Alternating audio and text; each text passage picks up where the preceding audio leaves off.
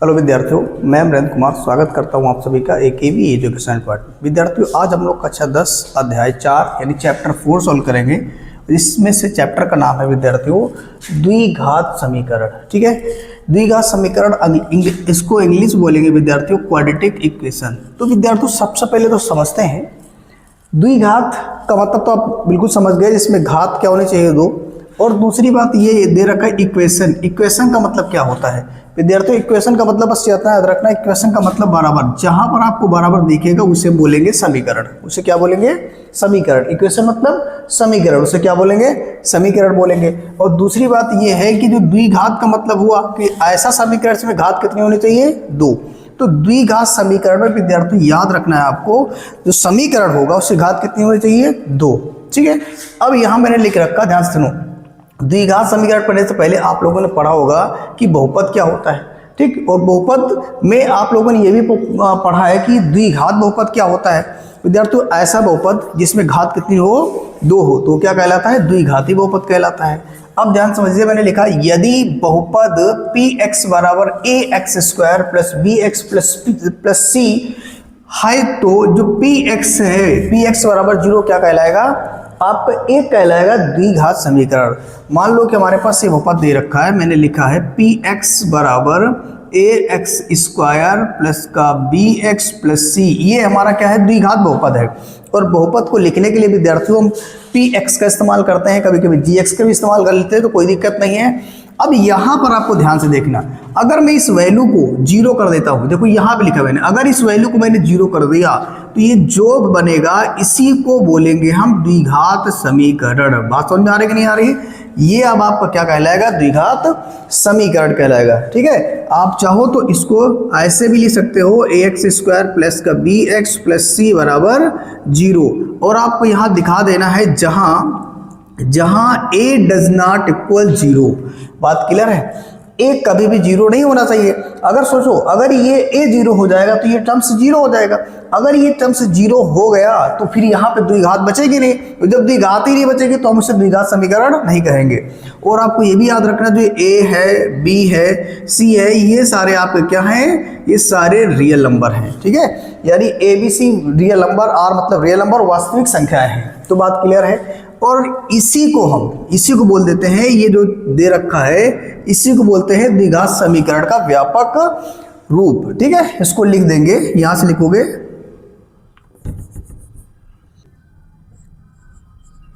द्विघात समीकरण का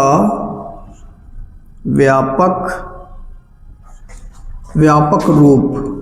अगर आपसे पूछा जाएगा तो आप क्या बताओगे? ax² plus bx plus c बराबर 0।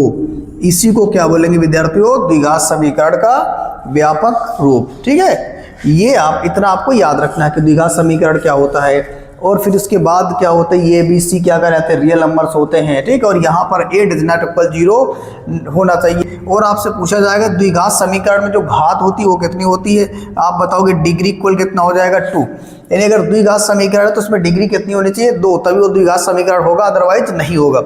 बात क्लियर है? इतना आप पहले से अच्छे से नोट कर लीजिएगा। चलिए विद्यार्थियों, अब हम लोग सॉल्व करते हैं एक्सरसाइज 4.1। ये क्वेश्चन बिल्कुल आसान है, बिल्कुल ये आसान है, आप बिल्कुल ध्यान से समझिएगा और बिल्कुल आपको बहुत अच्छे से समझ में आएगा। जैसा कि क्वेश्चन में दे रखा है, जांच कीजिए कि क्या निम्न द्विघात समीकरण है।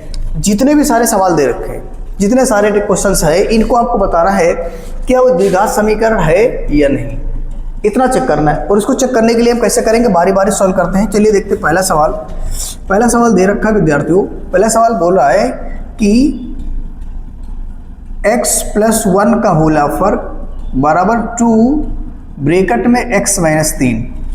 ठीक है, अब आप जरा ध्यान से देखना, यह कह रहा है कि x प्लस 1 का होल वर्ग। यहाँ पर आपको एक सूत्र अप्लाई करना विद्यार्थियों। वो सूत्र होगा, मैं लिख देता हूँ यहाँ पे a प्लस बी, नीचे लिख देता हूँ। अब यहाँ पर एक सूत्र अप्लाई करेंगे। सूत्र होगा विद्यार्थियों a प्लस बी का होल वर्ग बराबर a² प्लस b² प्लस का 2ab। ये तुम्हें याद करके रखना है। ठीक है, अब आगे समझते हैं, ध्यान से देखिएगा।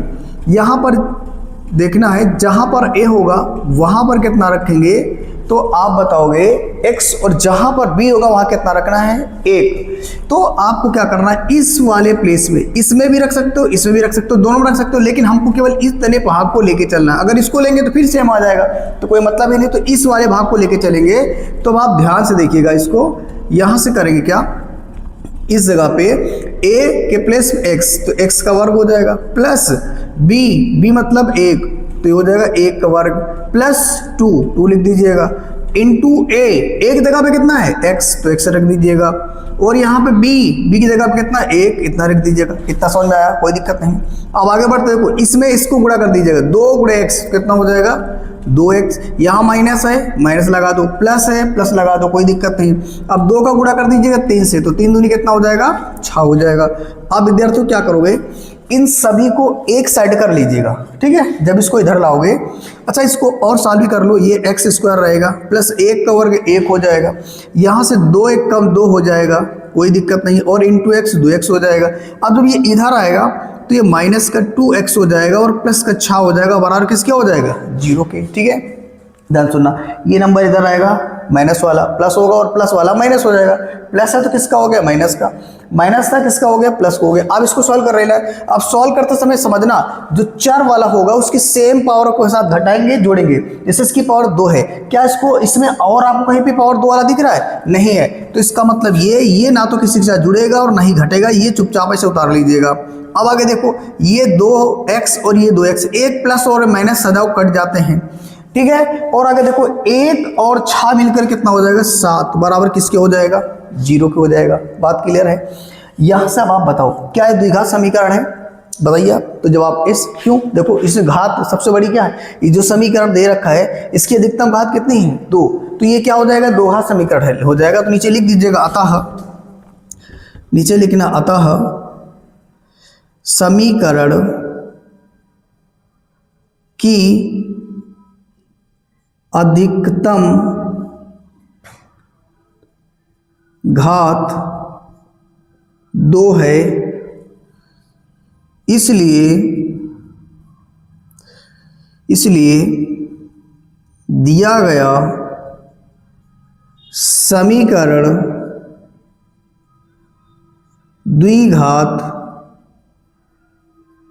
द्विघात समीकरण है। कोई दिक्कत यहां तक बिल्कुल नहीं होना चाहिए, ठीक है। पहला सवाल हम लोगों ने बिल्कुल आसान तरीके से सीख लिया। अब सीखते हैं सेकंड नंबर। सेकंड नंबर ध्यान से देखिएगा, ये दे रखा है। अब मैं सेकंड नंबर लिख रहा हूं, आप बिल्कुल देखते जाइएगा, बिल्कुल समझ में आएगा। देखिए, यह हो जाएगा एक्स स्क्वायर माइनस का 2x और बराबर हो जाएगा माइनस का 2, और यहाँ हो जाएगा 3 माइनस x। बात क्लियर है। अब ध्यान से देखना, जिसको सॉल्व करने की जरूरत उसी को सॉल्व करेंगे, बाकी सबको उतार लेंगे।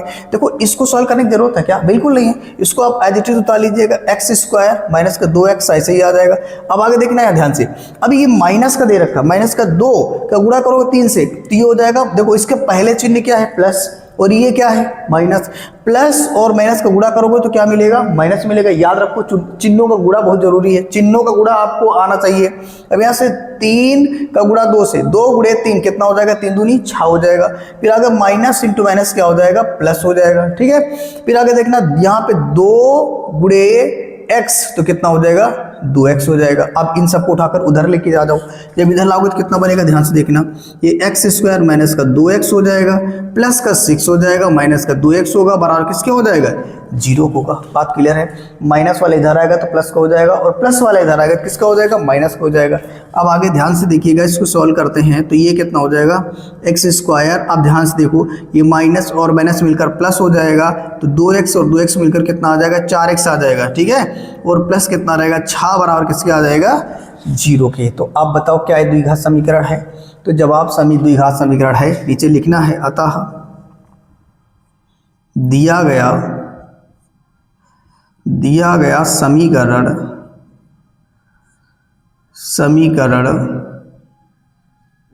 द्विघात समीकरण है, कोई दिक्कत नहीं। 2 पार्ट हम लोगों ने बिल्कुल आसान तरीके से सॉल्व कर लिए। अब आगे सॉल्व करते हैं विद्यार्थियों। अब थर्ड पार्ट सॉल्व करते हैं। थर्ड पार्ट को पहले आप ध्यान से देखिएगा। क्वेश्चन में कुछ नहीं है, बिल्कुल आसान है। क्वेश्चन से देखिए, ध्यान ध्यान समझिएगा। आप क्या करेंगे, पहले x का गुणा x से कराओगे तो कितना हो जाएगा, तो जवाब x स्क्वायर होगा। याद रखना, x गुणे x x स्क्वायर होगा, y गुणे y y स्क्वायर होगा, a गुणे a क्या हो जाएगा, a स्क्वायर होगा। अगर सेम चर को गुणा करेंगे तो पावर 2 हो जाएगी। ठीक, अब यहाँ देखो, जब इसका इससे गुणा करोगे तो कितना हो जाएगा, 2x हो जाएगा। अब इस 1 से इसका गुणा करोगे तो कितना हो जाएगा, 1x हो जाएगा, और 1 लिखने की जरूरत नहीं है। अब इसी 1 का 2 से गुणा करोगे तो कितना हो जाएगा, 2, लेकिन उससे पहले चिन्हों का भी गुणा कर लेना। ध्यान से देखना, ये प्लस और ये माइनस, प्लस इंटू माइनस मिलकर क्या हो जाएगा, माइनस हो जाएगा। और 1 गुणे 2, 2 गुणे 1 गुणे 2 कितना हो जाएगा, 2 हो जाएगा। इसी तरीके से सेम प्रोसेस इधर आई है, इधर इसका गुणा कर दीजिए, x गुणे x कितना हो जाएगा, x स्क्वायर। अभी मैंने बोला x गुणे x x स्क्वायर होगा, y गुणे y y स्क्वायर हो जाएगा। अब यहाँ से देखो, इसका इससे गुणा करोगे तो कितना हो जाएगा, माइनस का x हो जाएगा, लेकिन उससे पहले चिन्हों को गुणा। ध्यान से देखो, यहाँ कोई चिन्ह नहीं तो कौन सा आने वाला, प्लस, यहाँ प्लस और ये माइनस, प्लस और माइनस मिलकर क्या हो जाएगा, माइनस हो जाएगा। अब यहाँ से आगे देखो, इस 3 का गुणा x से कर दो तो कितना हो जाएगा, 3x हो जाएगा, माइनस प्लस और माइनस मिलकर क्या हो जाएगा, माइनस हो जाएगा। और 3 गुणे 1 तो कितना हो जाएगा, 3 हो जाएगा। अब इसको आगे सॉल्व कर लीजिएगा, सबको एक तरफ लाइए, पहले इसको लिख लीजिएगा x स्क्वायर, और इसको जब सॉल्व करोगे तो कितना आ जाएगा, तो आप बोलोगे x होगा। ठीक है, माइनस का 2x और प्लस का x, माइनस का 2x प्लस का x मिलकर कितना हो जाएगा, सिर्फ x बचेगा माइनस का, क्योंकि माइनस वाली संख्या बड़ी है। और यहाँ माइनस का 2, ये इधर आएगा तो माइनस का हो जाएगा, ये इधर आएगा माइनस का हो गया, और ये इधर आएगा प्लस का हो जाएगा। लेकिन उससे पहले चलो ठीक, मैंने लिख लिया, ये प्लस का x हो गया और ये माइनस का 3x हो गया, बराबर यहाँ प्लस कितना हो गया, 3, बराबर किसके आ गए, 0 के। अब इसको आगे और सॉल्व कर लो, x स्क्वायर, ध्यान से देखना, ये x और ये x, प्लस और माइनस x कट गया। ठीक है, अब आगे देखने जरा, ये भी कट जाएगा, ये भी माइनस और प्लस ये भी कट गया, तो हमारे पास x वाला टर्म से बचा ही नहीं। तो बचा कौन सा है, ये देखो, ये कितना है आपका, माइनस का 3x है, और ये प्लस का 2x है, प्लस का 2 है, प्लस का 2 है, सॉरी, ये प्लस का 3 है और ये माइनस का 2 है, मिलकर कितना आ जाएगा, प्लस का 1 आएगा, बराबर किसके आएगा, 0 के। अब आप मुझे बताओ, क्या द्विघात समीकरण है, तो जवाब नहीं, क्योंकि इसमें 2 घात वाला बहुपद है, यानी जो x दे रखा है, जो चर है उसकी अधिकतम घात कितनी है, 1 है, परंतु होनी कितनी चाहिए, 2। तो नीचे लिखोगे, अतः दिया गया समीकरण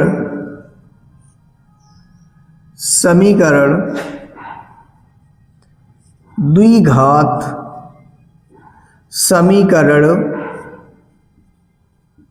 समीकरण नहीं है, कोई दिक्कत नहीं होनी चाहिए।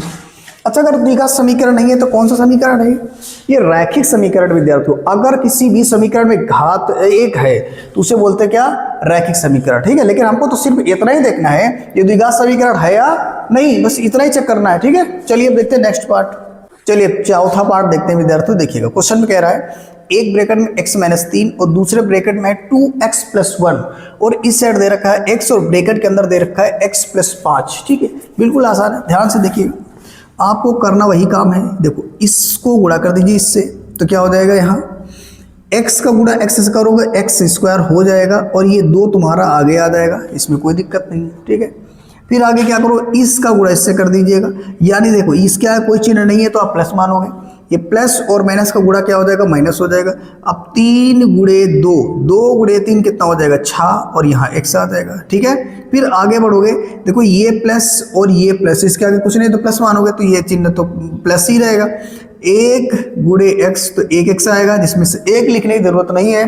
फिर आगे देखिएगा, यहाँ से ये प्लस और ये माइनस मिलकर क्या हो जाएगा, माइनस। 1 गुणे 3 कितना हो जाएगा, 3 हो जाएगा। ठीक है, या 3 एक कम 3 हो जाएगा। यहाँ से आगे देखो, इसको जब इससे गुणा करोगे कितना हो जाएगा, x स्क्वायर। अभी मैंने आपको बोला कि x गुणे x स्क्वायर होता है, y गुणे y स्क्वायर होता है। ठीक है, यहाँ मैंने कर दिया इतना। अब यहाँ देखो प्लस है तो प्लस लगा दीजिए, यहाँ से x गुणे 5 कितना हो जाएगा, 5x हो जाएगा, इसमें कोई दिक्कत नहीं होनी चाहिए आपको। आगे ध्यान से देखिएगा, यहाँ आप लिखोगे 2x स्क्वायर, ये दोनों सॉल्व हो जाएंगे, ये माइनस का 6x और प्लस का 1x से घट जाएगा तो कितना बचेगा, 5x बचेगा, लेकिन किसका? प्लस का। क्यों? याद रखिए जो चिन्ह बड़ा होता है वही चिन्ह लगाते हैं। अब यहाँ पे बचा कितना? माइनस का 3 बच गया। अब इस वाले को इधर उठा कर के लाओगे तो ये माइनस एक्स स्क्वायर हो जाएगा विद्यार्थियों, और ये माइनस कितना हो जाएगा? 5x बराबर किसके आएगा? 0 के। ठीक है, आपको याद रखना है जब पक्षांतर करते हैं तो चिन्ह बदलते हैं, माइनस वाला प्लस, प्लस वाला माइनस होता है। तो मैंने कर लिया। यहाँ ध्यान से देखिएगा, यहाँ हो जाएगा ये 2x स्क्वायर में से 1x स्क्वायर घटा देंगे, क्योंकि यहाँ पे कुछ नहीं है तो यहाँ 1 माना जाएगा। ठीक है, तो यानी 2x स्क्वायर में से 1x स्क्वायर घटेगा तो ये केवल 1x स्क्वायर बचेगा और 1 लिखने की आवश्यकता नहीं है। अब आगे देखो 5 और ये 5 मिलकर कितना हो जाएगा? 10 होगा। याद रखना कि माइनस और माइनस मिलकर के प्लस होता है, और चिन्ह लगता है जो संख्या बड़ी है, इसमें तो बड़ा कोई नहीं है तो आप किसी का भी लगा दो, चाहे ये वाला माइनस का 5 लगा दो, ये वाले इस माइनस 5 का लगा दो, तो कोई भी लगा दो। ये आ गया। अब आगे सॉल्व करते हैं तो ये बचा मेरे पास कितना? -3 बराबर किसके? 0 के। अब आप मुझे बता सकते हो क्या ये द्विघात समीकरण है? तो जवाब एस है। ध्यान से देखिए, पावर कितनी है? 2। तो नीचे लिखोगे आप अतः दिया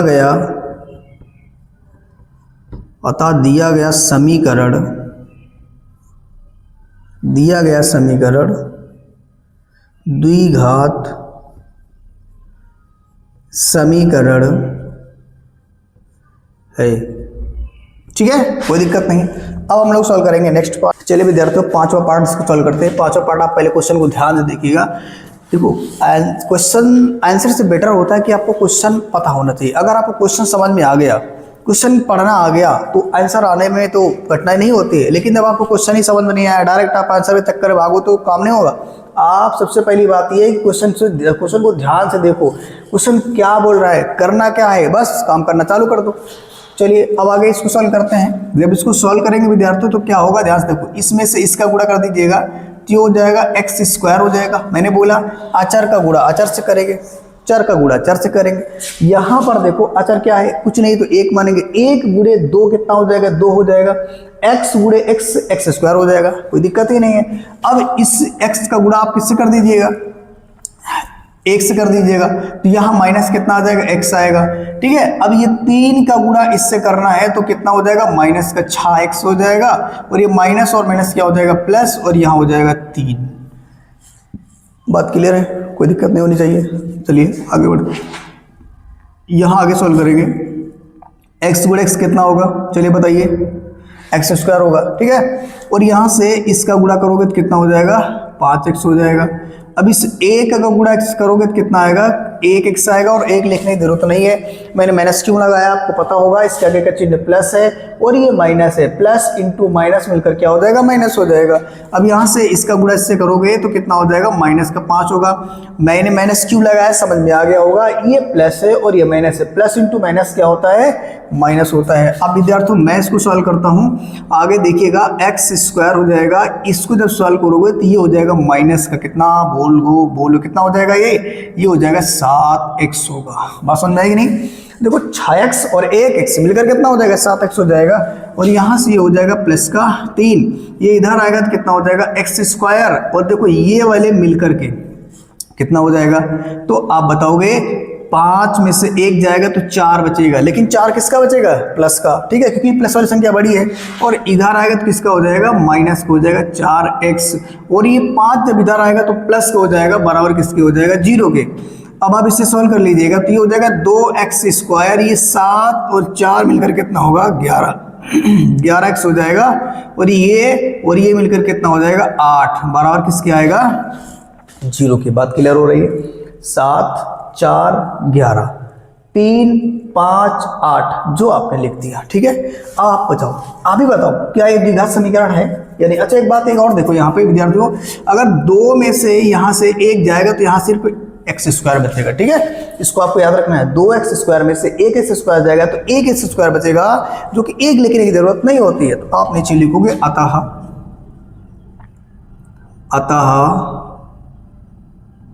दिया गया समीकरण, ऐसे साथ में लिख सकते हो, दिया गया समीकरण द्विघात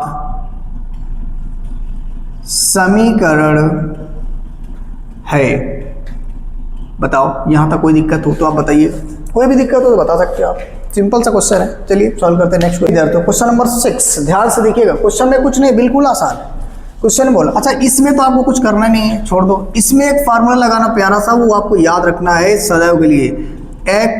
एक्स नहीं, ए के लिखो, ए माइनस बी का होल वर्ग बराबर ए स्क्वायर प्लस का बी स्क्वायर माइनस का 2ab। याद हो जाना चाहिए, 3 बार पढ़ लीजिएगा, ऑटोमेटिक याद हो जाएगा। ठीक है, अब चलिए आगे बढ़ते हैं, इसको सॉल्व करेंगे विद्यार्थियों। तो ये x square plus 3x plus 1 इसको एडिटिव उतार लेंगे। अब ध्यान समझना, यहाँ मैंने ऊपर लिख दिया ये a है और ये b है, आपको इस वाले में रख दीजिएगा। अब आप कहोगे सर इसमें भी रखो, अगर इसमें रखोगे तो यही आएगा, तो फायदा क्या है? तो आपको इसमें नहीं, सिर्फ इसमें रखो। ये दोनों बराबर ही तो हैं, चाहे इसको बोलो ये दोनों बराबर है, लेकिन अब इसको लेंगे तो फिर ये चीज आएगी। तो ये तुमको लेना ही नहीं है, सिर्फ ये वाला भाग लेना है, और इसी में जहां पर a है वहां पर x रख दीजिएगा। एक्स स्क्वायर होगा, अगर स्क्वायर है तो स्क्वायर होगा, क्यूब होगा तो क्यूब होगा, कोई दिक्कत वाली बात ही नहीं है।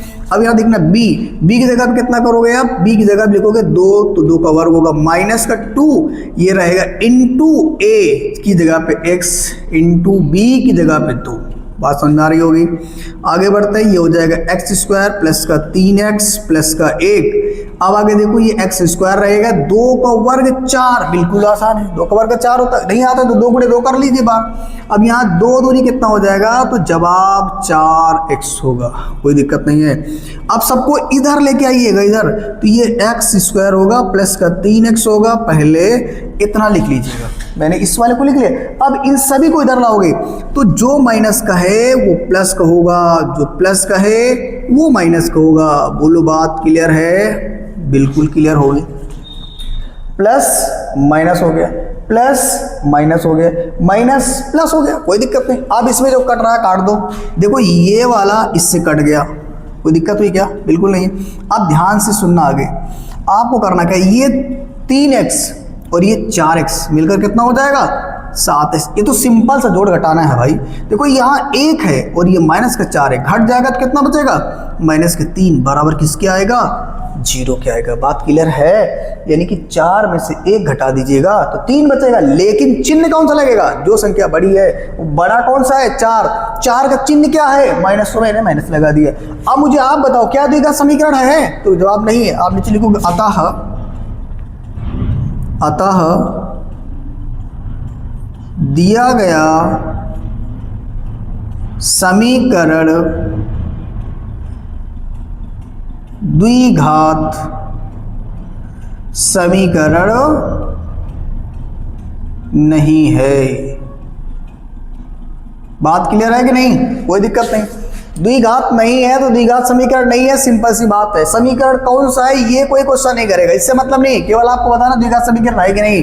फिलहाल तो इसे बोलेंगे रैखिक समीकरण, घात 1 है तो रैखिक समीकरण होगा, या एक घातीय समीकरण। ये आपसे पूछा नहीं जाएगा, आपसे पूछा जाएगा द्विघात है या नहीं, तो बताना है द्विघात समीकरण नहीं है, बात खत्म। चलिए नेक्स्ट पार्ट दे रखा है, ध्यान से समझिए, क्वेश्चन को पढ़ लीजिएगा पहले। क्वेश्चन में कह रहा है क्वेश्चन बोल रहा है x प्लस 2 का होल क्यूब बराबर 2x ब्रैकेट में दे रखा x स्क्वायर माइनस 1। इसको दिखाना है आपको ये द्विघात समीकरण है या नहीं। विद्यार्थियों एक फार्मूला यहां पर लगेगा जो आपको याद रखना है, a प्लस b का होल क्यूब बराबर a cube plus b cube plus 3ab bracket में a प्लस b।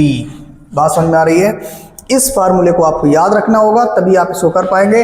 अच्छा हाँ, ऐसी बात नहीं है फार्मूला नहीं याद तब भी कर पाओगे, लेकिन फिर इसको 3 बार करना पड़ा। जैसे देखो लिखा, जैसे ये लिखा हुआ है x प्लस 2 की पावर 3, तो इसको 3 बार करना पड़ेगा। x प्लस का 2, फिर x प्लस 2, फिर x प्लस 2। आप चाहो तो ये कर सकते हो, लेकिन इसमें बहुत लंबा हो जाएगा। ठीक है, आएगा सेम आंसर, कोई दिक्कत नहीं है। आप चाहो ऐसे कर लो, या मैं डायरेक्ट फार्मूले पर कर रहा हूं, ध्यान से देखिएगा। यहाँ ये a है और ये b है। a के प्लेस में x तो x स्क्वायर प्लस b की जगह पे 2, तो सॉरी यहाँ क्यूब होगा, और यहाँ कितना हो जाएगा? 2 का क्यूब हो जाएगा। यहाँ प्लस 3 इंटू a की जगह पे x इंटू b की जगह पे कितना लिखना है? 2। ब्रैकेट में आ जाओ ए की जगह पे x प्लस बी की जगह पे 2, कोई दिक्कत नहीं है। अब इधर आइएगा RHS में, ध्यान से देखना 2 गुणे 1, कुछ नहीं तो 1 मानेंगे, 2 गुणे 1 तो 2 ही आ जाएगा।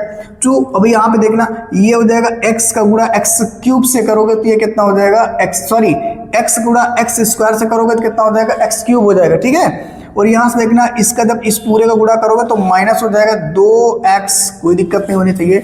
अब इसको और आगे थोड़ा सा सॉल्व करेंगे, ये x क्यूब रहेगा और यहां से 2 का क्यूब होता है 8, ठीक है।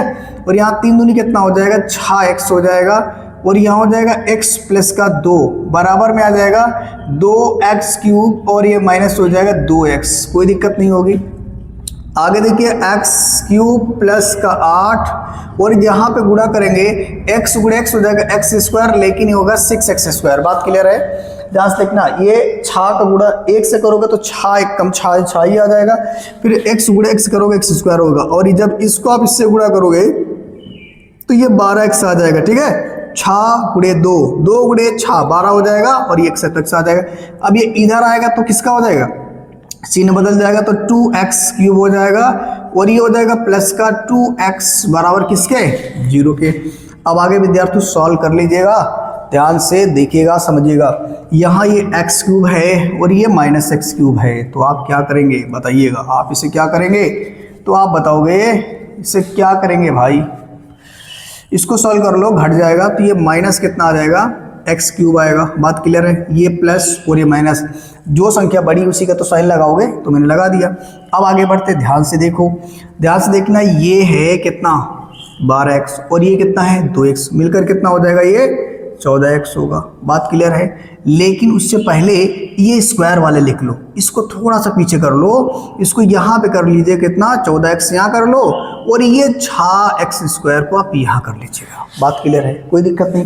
अच्छा ये x स्क्वायर वाला क्या इसमें कोई और x स्क्वायर वाला दिख रहा नहीं है, तो नहीं जुड़ेगा ना घटेगा, चुपचाप होता रहेगा।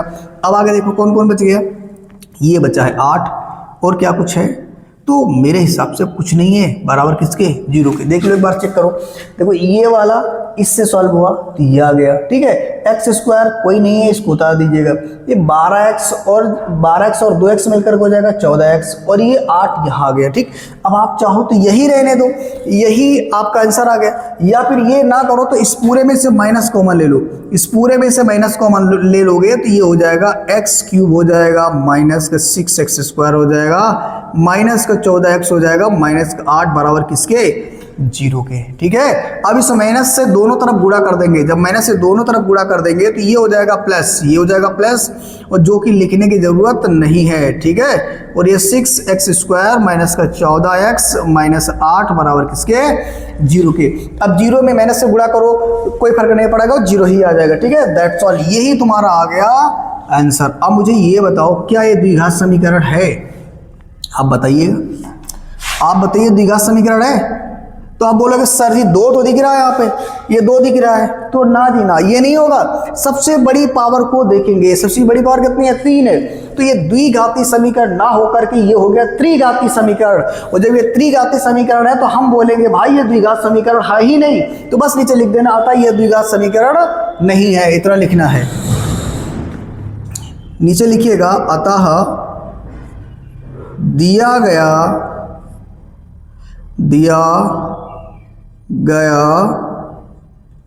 समीकरण द्विघात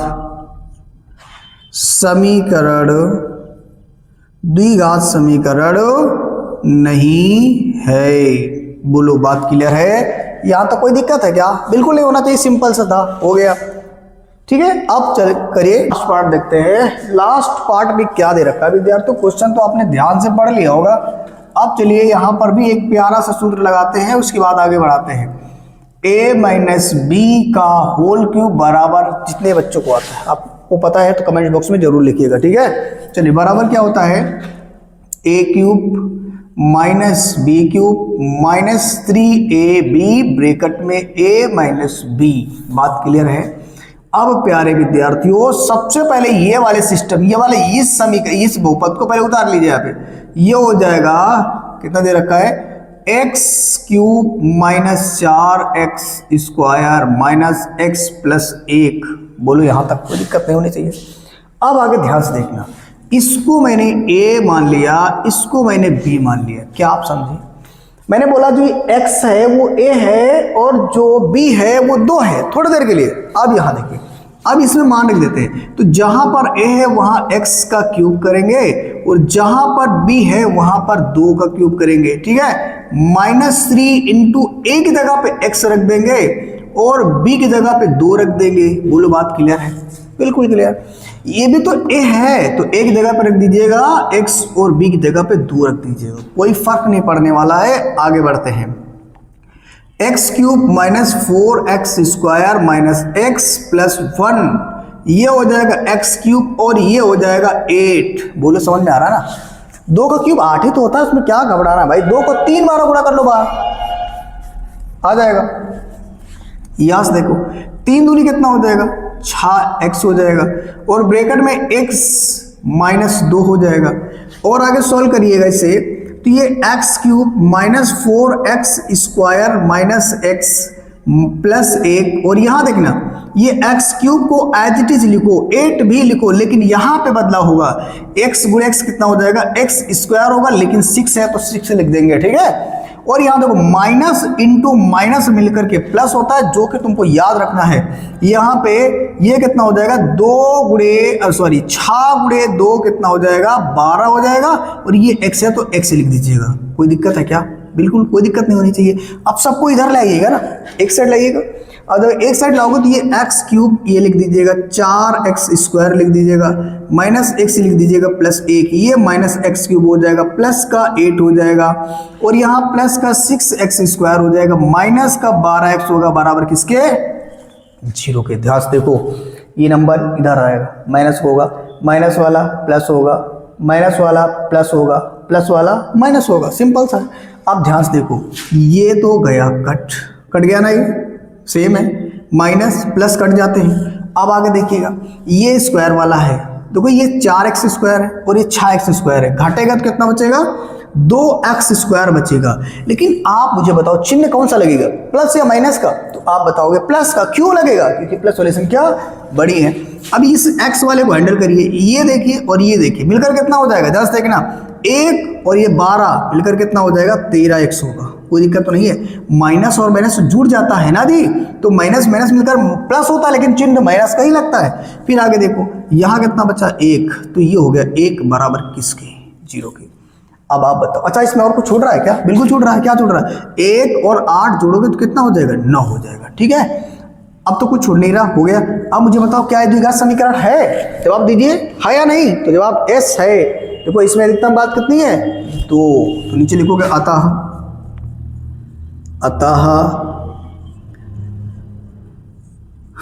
दिया गया समीकरण द्विघात समीकरण है। That's all. सारे पार्ट समझ में आ गए, सारे पार्ट सॉल्व हो गए विद्यार्थियों। मुझे उम्मीद है कि आपको यहाँ तक समझ में आ रहा होगा। विद्यार्थियों अगर समझ में आ रहा तो आप वीडियो को लाइक जरूर करते चलिएगा।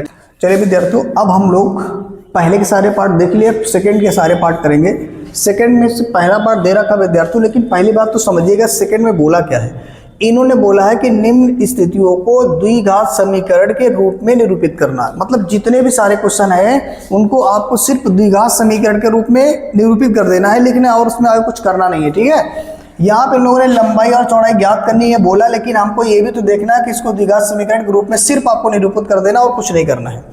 और ये सारे क्वेश्चन थ्योरेटिकल है विद्यार्थी। इन सवालों से बच्चे बहुत डरते हैं, ठीक है, लेकिन आपको डरना नहीं है। आपको डर तब नहीं लगेगा जब आप क्वेश्चन समझ में आ जाएगा। वो क्वेश्चन इंपॉर्टेंट होता है आंसर से, ठीक है। अगर आपको क्वेश्चन समझ में आ गया तो आंसर तो चुटकियों में आप ला पाएंगे, ठीक है। चलिए क्वेश्चन पढ़ते, ध्यान से देखिएगा। क्वेश्चन कह रहा है कि एक आयताकार भूखंड जिसका क्षेत्रफल कितना दे रखा है, 528। एक आयताकार भूखंड विद्यार्थियों, उसका जो क्षेत्रफल है वो कितना दे रखा है, 528 दे रखा है। तो ये माने बना लिया एक आयताकार भूखंड है जिसके एरिया, अंदर वाला जो एरिया वो कितना है, 528 मीटर स्क्वायर है। बात क्लियर है कि नहीं? अब इन्होंने एक बात और बोली, ध्यान से देखिएगा, सारी वैल्यू किसमें है, मीटर में। अच्छा आगे समझना ध्यान से। आगे बोला इन्होंने बोला है क्षेत्र की जो लंबाई है, बात समझने की कोशिश करो, लंबाई जो है चौड़ाई के 2 गुने से 1 अधिक है।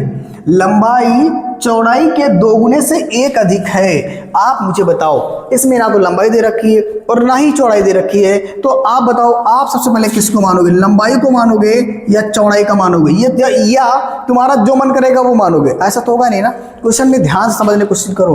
क्वेश्चन कहा जो लंबाई है मेरे भाई, लंबाई चौड़ाई के दोगुने से, बात समझिएगा, लंबाई जो है वो चौड़ाई के दोगुने से, चौड़ाई के दोगुने से एक अधिक है, कौन? लंबाई है। यानी कहने का मतलब ये, अगर मुझे चौड़ाई पता हो जाए तो मेरा काम हो जाएगा। चौड़ाई पता होगी तो चौड़ाई को 2 गुना करेंगे और एक अधिक कर देंगे तो क्या मिल जाएगा? लंबाई मिल जाएगा। बात क्लियर हो गई? तो पता चला हम किसे मानेंगे? x। तो हमको मानना पड़ेगा किसको? चौड़ाई को मानना पड़ेगा, ठीक है। यानी कि लंबाई चौड़ाई के 2 गुने से एक अधिक है। बात क्लियर है? तो हम किसको मानेंगे? x। तो आपको समझ में आ गया x किसको माना जाएगा? चौड़ाई को। जैसे ही चौड़ाई पता मिली, जैसे ही चौड़ाई पता हो जाएगी, उसको 2 गुना करेंगे, एक अधिक करेंगे, वो हमारी क्या हो जाएगी? लंबाई हो जाएगी। लेकिन इसको लिखना कैसे पेपर में, ये देखिएगा। सबसे पहले जो दे रखा लिख दीजिएगा। यानी यहाँ दे रखा भूखंड का क्षेत्रफल, तो यहाँ लिख दो पूरा भूखंड का क्षेत्रफल, भूखंड का क्षेत्रफल। और भूखंड का क्षेत्रफल कितना दे रखा है? 528 मीटर स्क्वायर। बात क्लियर है? अब हम मान लेते हैं लेट, या माना जो कुछ लिखो, मैंने लिख दिया लेट चौड़ाई बराबर, चौड़ाई बराबर कितना? x metre. बोलो बात क्लियर है कि नहीं? अब हम अगर x मान लिए हैं चौड़ाई को, तो लंबाई कितना हो जाएगा? तो यहां से लिखना है लंबाई कितना होगा। ध्यान से देखिएगा, लंबाई निकालना है, चौड़ाई का 2 गुना करना है। तो चौड़ाई हमारे पास दे रखी, चौड़ाई का 2 गुना प्लस 1, ये क्या हो जाएगी? लंबाई हो जाएगी। बात समझ में आ रही? मैं अपने तरफ से थोड़ी कह रहा हूँ, क्वेश्चन कह रहा है चिल्ला चिल्ला के बोलना है, चिल्ला चिल्ला के बोलना है। लंबाई मेरे भाई, जो लंबाई है वो चौड़ाई के 2 गुने से, चौड़ाई के 2 गुने से एक अधिक है। चौड़ाई पता करो पहले, तो मैंने चौड़ाई 1 से मान लिया, 2 गुणा करो, 1 जोड़ दो, तो क्या मिल जाएगा? लंबाई मिल जाएगी। तो यहां से समझना, चौड़ाई की जगह पे x इंटू 2 प्लस का 1, और ये हो जाएगा 2 गुणे x, तो हो जाएगा कितना? 2x, और ये हो जाएगा मीटर। ये क्या निकला है? तो आप बोलोगे, इससे बोलेंगे लंबाई। लंबाई को 60 में L0 बना के लिख देते, ठीक है। तो ये आपने क्या निकाल लिया विद्यार्थियों? तो आप बोलोगे लंबाई आ गया। अब आपको क्या करना है, ध्यान से देखिएगा। यहां पर एक सूत्र अप्लाई करना है, आयत का क्षेत्रफल, ठीक है, जो आपको याद रखना है। क्योंकि आयत का क्षेत्रफल बराबर होता है लंबाई गुणे चौड़ाई। बात क्लियर है विद्यार्थियों? लंबाई को 60 में ऐसे लिखते हैं और चौड़ाई को लिखते हैं ऐसे, ठीक है। और यहां से आयत का क्षेत्रफल, आयत का क्षेत्रफल कितना दे रखा है विद्यार्थियों? ये दे रखा है 528, तो मैंने 528 लिख दिया। और लंबाई कितना दे रखा है? लंबाई दे रखा है, ये देखो लंबाई कितना है, तो आप बोलोगे यहां से लंबाई दे रखी है 2x प्लस का 1 इंटू चौड़ाई कितनी दे रखी? x। बात क्लियर हो कि नहीं? अब इसको गुणा करो, x गुणे 2x मिलकर 2x स्क्वायर, और यहाँ x गुणे 1 मिलकर के हो जाएगा x, और यहाँ हो जाएगा 528। बोलो बात क्लियर है कि नहीं? इसको उठाकर उधर लेके चले जाओ तो यहाँ बचेगा 0, तो ये हो जाएगा 2x square plus x minus 528। अब आप चाहो तो इसको इधर लिख सकते हो ऐसे, 2x square plus x minus का 528 बराबर 0। ये हो गया आंसर, ठीक है। यही तुम्हारा क्या है? द्विघात समीकरण है। ये हम लोगों ने किस रूप में कर दिया? द्विघात समीकरण के रूप में निरूपित कर दिया, जो कि ये देख लीजिए आपको इतना ही करना था और आगे कुछ नहीं करना, ठीक है। अगर आप चाहो तो इसके फैक्टर कर सकते हो, ठीक है, उसके आगे लंबाई चौड़ाई निकाल सकते हो, लेकिन हम करेंगे क्यों? जो हमारा क्वेश्चन ही कह रहा है बस द्विघात समीकरण रूप में निरूपित कर दीजिए, तो मैंने कर दिया, ठीक है। ये हो गया हमारा सवाल कंप्लीट। चलिए विद्यार्थियों, अब सेकंड पार्ट सॉल्व करते हैं। देख लीजिएगा क्वेश्चन को, आप पहले ध्यान से पढ़िएगा, 2 बार क्वेश्चन पढ़ लीजिएगा तो आपको अच्छे से समझ में आएगा। देखिए क्वेश्चन बोल रहा है कि 2 क्रमागत धनात्मक पूर्णांक का गुणनफल कितना है? 306। इन्होंने बोला है ना 2 क्रमागत धनात्मक पूर्णांकों का गुणनफल 306 है। सबसे बड़ा सवाल, हमको क्या पूर्णांक दे रखे? 2 क्रमागत धनात्मक पूर्णांक दे रखे हैं क्या? नहीं ना, जैसे पता होंगे गुणा करेंगे फाइनल आंसर आ जाएगा। लेकिन सबसे पहले तो हम पता करेंगे कि दो धनात्मक पूर्णांक हैं क्या। तो आपको याद रखना है दो क्रमागत धनात्मक पूर्णांक में तो सबसे पहले वाले को आप x मान लीजिएगा, दूसरे वाले को मान लीजिएगा x+1। ठीक है, तो मैं यहां करने वाला हूं विद्यार्थियों, मान लेता हूं, माना पहला क्रमागत धनात्मक पूर्णांक बराबर कितना मानोगे, x बराबर x। बात क्लियर है। अब यहां से फिर लिखना होगा आपको दूसरा क्रमागत धनात्मक पूर्णांक बराबर x+1। बात क्लियर है। अब हमको ये पूर्णांक पता हो गए हैं, अब इनका गुणनफल दे रखा है 306। तो मैं लिखूंगा यहां पे प्रश्नानुसार प्रश्न ने बोला क्या है, गुणनफल दे रखा है 306। तो विद्यार्थियों गुणनफल का मतलब होता है अगर दो नंबर है आपके पास, उनको गुणा करते हो जो फाइनल आंसर आता है उसी को गुणनफल बोलते हैं। तो ये दो नंबर दे रखे हैं, इनको गुणा कर देता हूं यहां x और x+1 बराबर कितना आएगा, 306। ठीक है, गुणनफल तो विद्यार्थियों तभी आता है जब दो संख्या को गुणा करते हो, जो फाइनल आंसर आता है उसी को गुणनफल बोल देते हैं। यानी इन दोनों को गुणनफल 306 दे रखा है, मैंने 306 लिख दिया है। आगे इसको सिंप्लीफाई करेंगे, x गुणे x x² हो जाएगा और यहाँ ये हो जाएगा आपका x हो जाएगा, लेकिन यहाँ पे चिन्ह कौन सा लगेगा, प्लस का। यहाँ प्लस तो प्लस, माइनस तो माइनस, x गुणे x x², x गुणे 1 होगा 1x, लेकिन 1 लिखने की जरूरत नहीं है। अब ये इधर आ जाएगा। अच्छा अभी लिख लो, एक स्टेप आगे बढ़ा लो। यहाँ देखिएगा इस वाले को इधर लेके आओगे तो थोड़ा सा बदलाव होगा, माइनस वाला प्लस होगा और प्लस वाला माइनस होगा, परंतु यहाँ पे ये प्लस का है तो इधर आएगा तो किसका हो जाएगा, माइनस का। उम्मीद है कि विद्यार्थियों आपको समझ आ रहा होगा। ठीक है, बस इतना ही करना, आगे कुछ करना है नहीं है। ठीक है, तो ये हो गया, आपका आंसर आ गया। ये हमारा सेकंड नंबर भी निपट गया। चलिए नेक्स्ट पार्ट करते हैं। चलिए विद्यार्थियों क्वेश्चन नंबर 3 देखते हैं। क्वेश्चन ध्यान से देखिएगा, क्वेश्चन में कुछ है नहीं, केवल आपको लग रहा है डरावना जैसा है, बिल्कुल आसान है, ध्यान से समझिएगा। देखो थ्योरेटिकल क्वेश्चन में एक चीज की दिक्कत ये होती है कि बच्चे सवाल को पढ़ते नहीं है और उनको आता नहीं है, लगा नहीं पाते, बाद में कहते सर ये तो बहुत कठिन है। अब इसमें कुछ है नहीं, बशर्ते ये है ना कि आपको क्वेश्चन पढ़ना आना चाहिए, क्वेश्चन को समझना आना चाहिए। अगर आपने क्वेश्चन को पढ़ करके समझ लिया तो आंसर तो चुटकी में लाएंगे आप। ध्यान समझिएगा, पहले मेरी बात को समझो, मेरे शब्दों को ध्यान सुनना, बिल्कुल आसान है।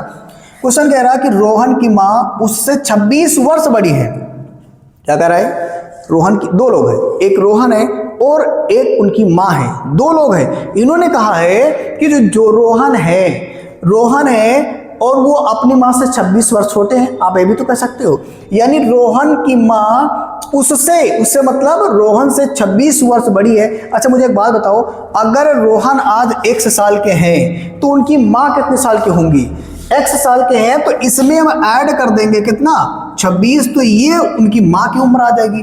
तो बात क्लियर है कि नहीं। पहले तो हमको ये पता होना चाहिए भाई रोहन कितने साल के हैं, और जितना होगा रोहन उसमें 26 प्लस करेंगे तो माँ आ जाएंगी। आगे इन्होंने बोला है इनकी आयु वर्षों में है, इसमें वर्षों में है, और फिर इन्होंने बोला कि जो इसका गुणनफल है, गुणनफल दे रखा है अब से 3 वर्ष पश्चात, यानी अब से 3 वर्ष पश्चात कितना दे रखा है, 360 हो जाएगा। तो हमें रोहन की वर्तमान आयु निकालना है।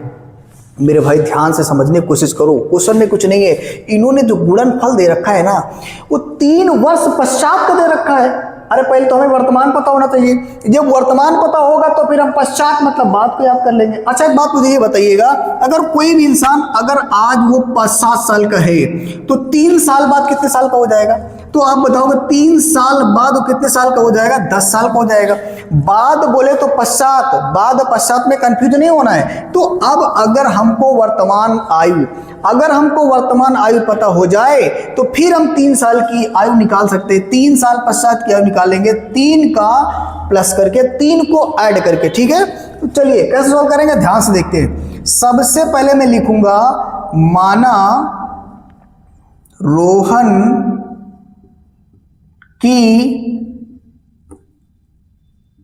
वर्तमान आयु बराबर कितना हो जाएगा, आप बोलोगे x वर्ष आएगा।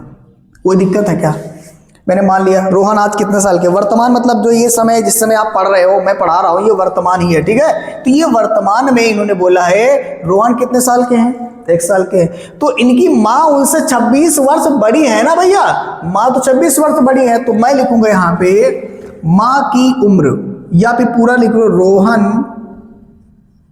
रोहन की माँ की वर्तमान आयु बराबर कितना हो जाएगा, आप बोलोगे ये x साल के रोहन है, लेकिन रोहन की माँ 26 वर्ष बड़ी है, तो मैं 26 प्लस कर दूंगा, तो ये आ गया रोहन की माँ की वर्तमान आयु आ गई। बोलो यहां तक कोई दिक्कत है क्या? नहीं। लेकिन हमारे पास जो प्रोडक्ट दे रखा है, गुणनफल दे रखा है, वो 3 वर्ष पश्चात का दे रखा है। तो अब हम बात करेंगे 3 वर्ष पश्चात, लिखेंगे यहां से 3 वर्ष पश्चात, 3 वर्ष पश्चात रोहन की आयु बराबर। एक बात बोलो, रोहन अगर आज 1 साल के हैं तो 3 साल बाद उनकी उम्र बढ़ जाएगी ना, तो कितनी हो जाएगी, तो आप बोलोगे हो जाएंगे x + 3 साल के हो जाएंगे। बात क्लियर है कि नहीं? अगर रोहन 3 साल बड़े होंगे तो उनकी माँ भी तो 3 साल बड़े होंगे भैया, उनकी माँ की उम्र भी तो 3 साल बढ़ जाएगी। तो मैं यहां लिखूंगी, मैं 60 में लिख दूंगा माँ की आयु बराबर, माँ की आयु बराबर, और ये पूरा लिख दीजिए 3 वर्ष पश्चात माँ की आयु बराबर कितनी हो जाएंगी। माँ आज प्रेजेंट में वर्तमान में कितने साल की है, x + 26 साल की है, लेकिन 3 साल बाद उनकी उम्र बढ़ जाएगी ना, 3 साल बाद 3 साल बढ़ जाएगा, तो उसको ऐड करेंगे विद्यार्थियों, तो ये आएगा x + 29 आ जाएगा, और ये हो जाएगा वर्ष। बोले समझ में आया कि नहीं आया? सिंपल सा कैलकुलेशन है भाई, 26 में 3 जोड़ो 29 हो जाएगा, ठीक है। तो अब उनकी माँ 3 साल बाद हो जाएंगी x + 29 वर्ष के, और जो रोहन भैया है वो हो जाएंगे x + 3 वर्ष के हो जाएंगे। अब हमको तो यही चाहिए था ना, 3 साल पश्चात का गुणनफल दे रखा हो, 3 साल पश्चात की उम्र निकाला, 3 साल बाद रोहन कितने साल के, x + 3 साल के, और 3 साल बाद माँ कितने साल की, तो बताओगे x + 29। अब यहां पे हम करेंगे प्रश्नानुसार, अब इसको सॉल्व कर लेंगे, कुछ नहीं बचा हुआ, प्रश्नानुसार, ठीक है। प्रश्नानुसार गुणनफल दे रखा, और गुणनफल तभी आता मैंने बोला जब दोनों का गुणा करेंगे, यानी यहां x + 3 और यहां x प्लस हो जाएगा 29 बराबर किसके आएगा, 360 के आएगा। बोले समझ में आया कि नहीं है? कुछ नहीं है, क्वेश्चन बिल्कुल आसान था, बस गुणा किया और यहाँ पे पहले वर्तमान आयु पता किया, फिर 3 वर्ष पश्चात पता किया, और 3 साल पश्चात के बाद इन्होंने गुणनफल दे रखा था, मैंने गुणा कर दिया, आंसर आ गया। और यहाँ तो अब तो आपको सिंपल सा सॉल्यूशन करना है, गुणा कर दीजिए, x × x कितना हो जाएगा, x² होगा, और x × 3 हो जाएगा, 3x हो जाएगा। अब 29 का गुणा x से करोगे तो ये 29x हो जाएगा। अब यहाँ इनका गुणा कर लीजिएगा तो यहाँ 3 9 कितना हो जाएगा, 27 हो जाएगा, सॉरी 3 9 27, यानी 3 9 27 हो जाएगा, 3 दूनी 6 और 6 2 कितना हो जाएगा, 8 हो जाएगा, ठीक है, बराबर कितना आएगा, 360 के आएगा। अब विद्यार्थियों सॉल्व कर लेते हैं, तो यहां से ये कितना हो जाएगा, x² और ये मिलकर कितना हो जाएगा, 29, और ये हो जाएगा प्लस का 32x हो जाएगा, ठीक है। और ये हमारे पास है 87, और इसको इधर लाएंगे 360 हो जाएगा, माइनस के बराबर किसके, 0 के। अब आपका काम है इसको घटाना, जैसे आपको घटाना आए वैसे घटा लो, कोई दिक्कत नहीं, जोड़ना घटाना तो तुमको आना चाहिए, ठीक है। अब यहाँ घटेगा नहीं, 10 में से जाएगा 7 तो 3 बचेगा, और यहाँ बचा कितना बचा, आप बताओगे, यहाँ बचा 5, 5 में से अगर 5 बचा है, इसको एक उधार देंगे तो हो जाएगा 15, 15 में से 8 जाएगा तो कितना बचेगा विद्यार्थियों, 7, और यहाँ कितना बचा, 2, यानी ये बच गया 273। यहाँ आप बोलोगे x² प्लस का 32x और माइनस का होगा 273। आप बताओ ये माइनस मैंने क्यों लिखा, पता है ना, क्योंकि माइनस की संख्या बड़ी है तो चिन्ह भी कौन सा लगेगा, माइनस का लगेगा। यहाँ तक कोई दिक्कत नहीं होनी चाहिए। अब आप इसे अच्छे से नोट करिए। चलिए विद्यार्थियों, लास्ट क्वेश्चन बचा है, इसको देख लेते हैं। क्वेश्चन कह रहा है कि एक रेलगाड़ी 480 किलोमीटर की दूरी समान चाल से तय करती है। एक रेलगाड़ी है 480 किलोमीटर जाती है समान चाल से, स्पीड कुछ भी हो कोई फर्क नहीं पड़ता, लेकिन जो चाल है वो समान है। आगे उन्होंने बोला कि यदि इसकी चाल को 8 किलोमीटर प्रति घंटा कम कर दी जाए, मतलब समझना, पहले कुछ भी चाल रही हो, मैंने मान लिया शुरू में चाल कितनी थी उसकी x किलोमीटर, लेकिन अब उसकी चाल 8 किलोमीटर प्रति घंटा कम कर दिए हैं, तो अब चाल x में से 8 घट जाएगा, तो ये चाल बचेगी। बोलो बात क्लियर है, कोई दिक्कत नहीं होना चाहिए, यहाँ तक समझ में आना चाहिए, ठीक है। फिर आगे इन्होंने बोला है तो वह उसी दूरी को, उसी दूरी मतलब उसी दूरी जो दूरी पहले थी, कितनी दूरी, 480 किलोमीटर, 480 किलोमीटर दूरी को तय करने में 3 घंटा अधिक समय लेती है। विद्यार्थियों एक बात समझना, अगर क्वेश्चन में कभी आ जाए अधिक या कम तो समझिएगा वो डिफरेंस होता है, वहां पे क्या करेंगे भी टाइम का डिफरेंस ले लेंगे, ठीक है। यानी 3 घंटा समय क्या है, अधिक है। अधिक का मतलब है यहाँ पे आपको समय का अंतर निकालेंगे, और समय का अंतर कैसे निकालेंगे वो देखते हैं। सब क्वेश्चन कह रहा है कि दूरी कितनी दे रखी, 480 किलोमीटर, तो मैंने लिख दिया यहाँ से दूरी बोले तो डिस्टेंस बराबर कितनी है, 480 किलोमीटर, कोई दिक्कत नहीं है। फिर आगे बढ़ते हैं, तो इन्होंने बोला कि समान चाल, अच्छा पूछा क्या, रेलगाड़ी की चाल पूछा है, तो हम लोगों ने यहाँ मान लिया कि माना जो रेलगाड़ी है उसकी चाल कितनी है, रेलगाड़ी की चाल बराबर कितनी हो जाएगी, x किलोमीटर प्रति घंटा। बात समझ आ रही कि नहीं आ रही भाई, अगर आपने चाल को 8 किलोमीटर प्रति घंटा कम किया तो पहले कुछ ना कुछ तो चाल रही होगी, तो मैंने क्या मान लिया शुरू में कितनी थी, x किलोमीटर, अब आपने कम कर दिया तो कितनी बचेगी, x माइनस 60 बचेगा।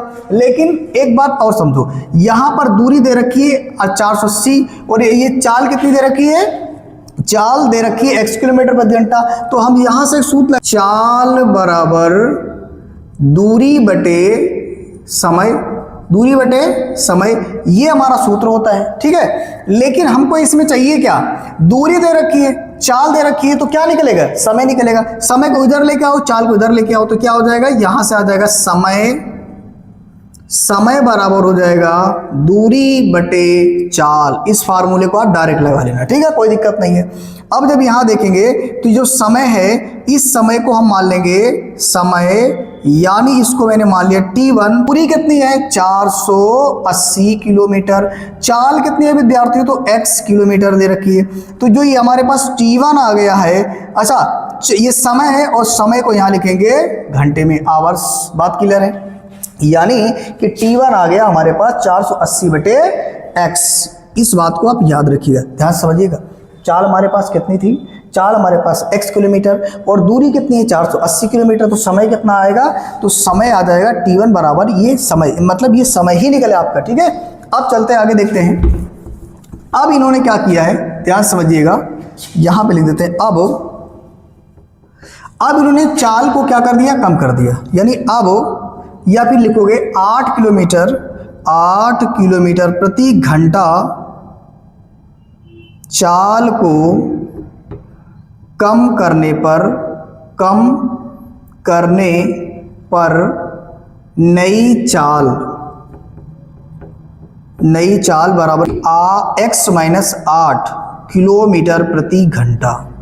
बात क्लियर है, यानी 8 किलोमीटर प्रति घंटा चाल कम करने